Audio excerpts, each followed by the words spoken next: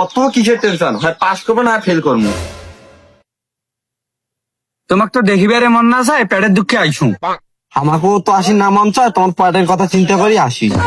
কি খেসরা ছওয়ারে। উচিত কথা কইছি তো, খেসরা হয়ে গেছি। স্যার মুদ্রা গেলে ভাই। স্যার মুখে মুদবার যান। এই সুজার ঘর মুখ দিয়ে কি পেশাব বেড়ায় না? স্যার আমার তো বেড়ায় না, তোমার বেড়ায় নাকি? এ হারাম দাদার ঘর, মুই তোমাক কইছো মুখ দিয়ে কি পেশাব পারবার না? বুড়ো হয়ে গেছে, নালা মুখের ভাষা ঠিক করেন নাই।